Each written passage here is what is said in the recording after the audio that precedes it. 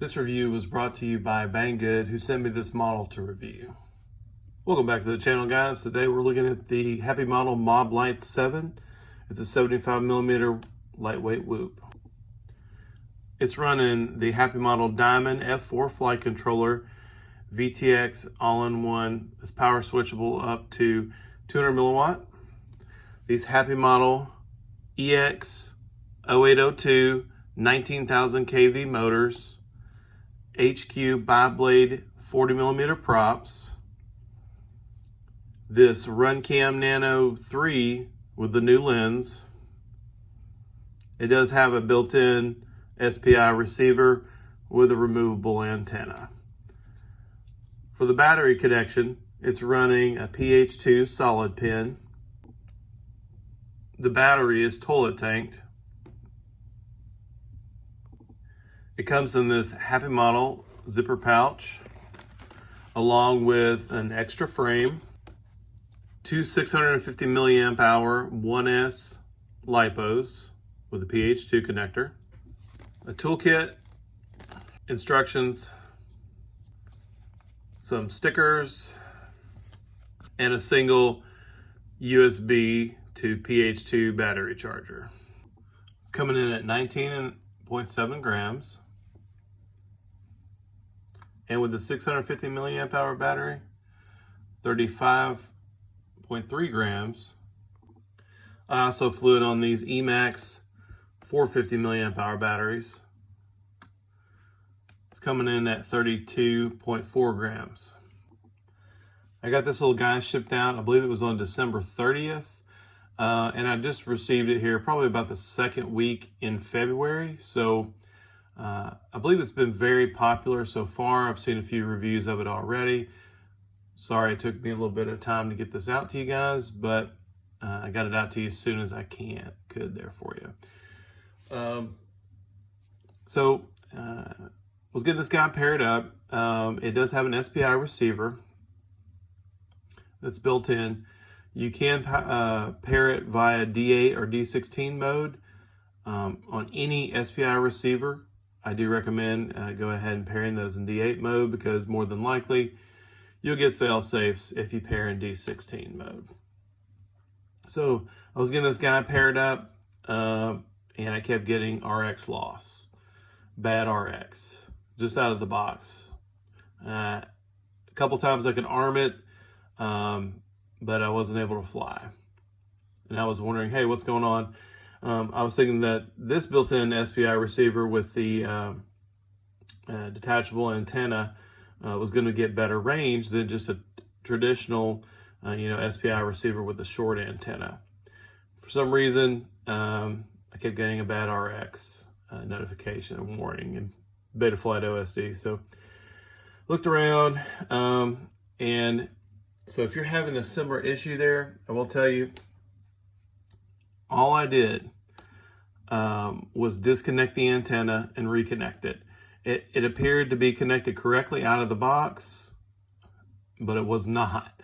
So if you're having problems pairing this guy or getting it in the air, just remove that antenna very gently. It's I believe it's a UFL connector there. So, and just pop that guy back on, and I was getting normal reception there. Actually, probably maybe a little bit better than a typical SPI receiver there. Now, this one does have a built-in VTX. It goes up to 200 milliwatt, just like the Moblite7, the all-in-one board. This is the VTX antenna. So just be careful with that. I wouldn't really recommend bending it up, because if you do flip over, it's probably going to bend this guy back down. So if you have to turtle or whatnot. So was able to turtle this guy, no problem here with these bi-blades. It doesn't come with extra props, so just be careful, or go ahead and order you some extra props there. Race Day Quads, Banggood, pretty much any of your other retailers there, they should have some of these HQ 40mm bi-blades available. I initially bought some for my Moblite7. So I had these extras already there. So they are a 40mm prop. This does have a 75mm wheelbase, so it's the same size as like a Moblite7. Now, a lot of people have been complaining out of the box that their frames were bent. Mine seems to be fairly straight, but as you see, it does kind of have a slight bow to it. This is not an issue there with flight characteristics that I've seen, so I wouldn't worry about that. The camera does come in this nice little TPU mount, and it does have adjustments here that you can make. Out of the box there, mine was not pushed through this little pin here, and just part of the frame, and so this is TPU, so it stretches really easily. So I just pressed mine down pretty firmly, and I was able to get that locked in there. And as you can tell, I do have that on the highest angle there. You may be able to modify this to where you get a little bit more camera angle, but for what I was doing, it was pretty suitable there. They also have this piece of foam stacked in here. Now, this is the new Runcam Nano 3 with the new lens. If you're familiar with that guy, they did stop making, the original lens manufacturer stopped making the lenses there. So Runcam had to source another lens manufacturer. This one doesn't have as wide of field of view, I'm sorry, as the original one. But I haven't crashed this a few times, but I haven't noticed the wobble there, because what happens with the original, you just get mad jello. And it's not due to the mounting of the camera or anything else. Basically, there's a piece of lens that comes loose in there, and it's pretty much junk after that. So I believe you can probably get these new lenses there if you want to swap your original out, if you're having problems there with jello there. So that's something good. Like I said, the field of view is a little bit narrower. If you are hitting gaps, obviously that's going to be better, but generally for a whoop, you're going to want a wide angle lens. But the Runcam Nano 3 performs very well if you've seen this camera. It's been out for a bit there. The motor wires are soldered directly there. So if you are new to the hobby, if you do burn up a motor, you will have to directly solder the replacement motor. There are no pins on this. And that's for weight savings there, as well as performance. These are the new Happymodel 08 EX 0802 19,000 kV. They have more of a, looks like a one-piece motor bell. Now, whether that's the case versus the older motors that are in the, versus the Moblite7. But they were smooth. I don't know if that's just for cosmetic reasons there, or the motor completely has been redesigned there. Like I said, these are the 19,000 kV. My Moblite7 is the race edition, has 25,000 kV. So obviously these are going to be more efficient there. Now you are getting a larger disc surface area on a 75mm frame versus a 65mm. So where those were lower, these are lower kV, I didn't really notice a power difference there versus the Moblite6 there. So, and a lot of people take their Moblite6 and swap it over to the 75mm frame there. So it does come with the PH2 solid bent connector. I do appreciate that because most of my Whoop batteries are going to be solid pin there. I do have the Emax Nanohawk as well, and it's coming with the GNB 27 connector, and I'm going to swap it over to solid pin. So for me personally, I prefer solid pin, and as you'll see in the video, I didn't really notice any sag with this connector there, and it may be due to the fact of it does come with these Alien 650 milliamp hour 1S packs. These are, like I said, PH 2.0 connectors there. The only time I've seen these packs before, Eachine does have a new 4K Whoop, but it comes with an XT30 connector there. So with these, plus the solid pin connector there on the quad, I didn't really notice any battery sag compared to a normal tiny Whoop. So that's really cool. Also did fly it on these Emacs, 450 milliamp hour. These are a little bit lighter there, so you're not going to get as long a flight time there. Another thing to note before we get this connected to the computer for Betaflight, that this it's a micro USB connector there, but on the flight controller, if you notice there, this battery mount, the part of the frame, it doesn't really line up. So when you're connecting this to your computer there, you do need to kind of slide this down. Now it is flexible, so it will slide down, but be aware of that. That's something I did notice there. So as this is mounted toilet tanked, that connector doesn't necessarily line up. All right, this one is running Betaflight 3.5.7, so it is running an older, but it's a great version of Betaflight, especially for micros and whoops. I believe that's probably why they've done that for us there. Now we'll go ahead and take a look at the ports tab here. Looks like we do have UART2 as a VTX smart audio there, TBS smart audio there. So like I said, this has got a built-in VTX, so you don't have to worry about that. On the config tab there, it is running props out. We are running DShot 600. Like I said, this one is running 3.5.7, so it doesn't have RPM filtering enabled by default. Generally, I recommend enabling that. I do have a tutorial on that for you.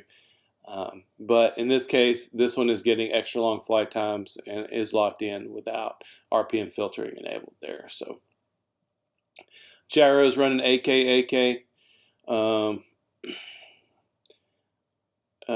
Like I said, I am running D8 mode there for FrSky D. For some reason, you do have a new FrSky radio with access protocol.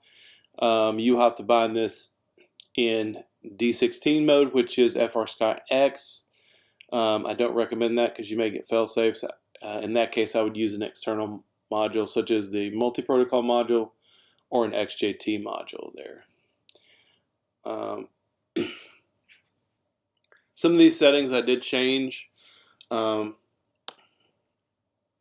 does have air mode enabled. And it does have DShot enabled there. This does not have an external beeper there. They're just using the ESC DShot beacon there to recover a lost model there. All right, we'll look at the power tab. Looks like you do have the maximum cell voltage is 4.5. So that's one thing to note there. If you're using these high volt batteries there, and the ones that ships with the drone are high volt. For PIDs, these are the PID settings here. I did go ahead and add my rates. So these are my rates, the rates that ship with the quad. Are these rates here, profile 2, but you can update yours to your liking. Receiver tab here, I do have mine bound to my Tango 2 multi-protocol module. Take note of those. And for the modes tab, I modified this as well. These are my modes that I use. I don't believe it had a beeper option there by default. I do believe it had turtle mode enabled there, so something to note. And this is how I have the OSD set up on all my quads.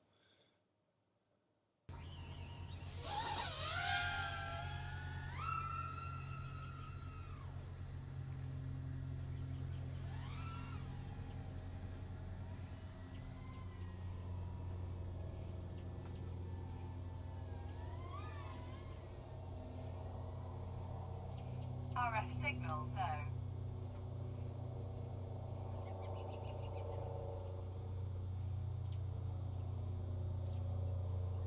RF signal though.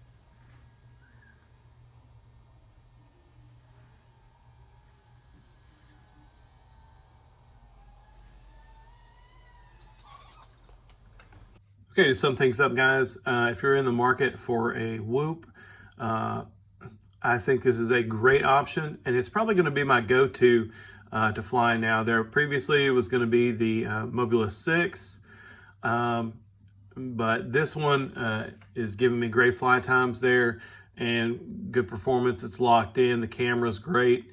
200 milliwatt VTX is a plus. So it's going to be my go-to Whoop there. The only thing I can say is the negative side there is the durability there. I don't know how that will be if you're new to the hobby there and you crash a lot, or if you're just very aggressive. The durability may not be up to snuff there. You can, I believe there's options there on Thingiverse to print a cover there for the flight controller there, but that's the only drawback that I can see. So I want to thank you again for tuning in, guys, there. I hope this review has been useful there. If you're not subscribed already, please do so. Smash that notification bell. Give it a thumbs up there. Share it, post a comment there, and I'll get back to you as soon as I can. And we'll catch you in the next one.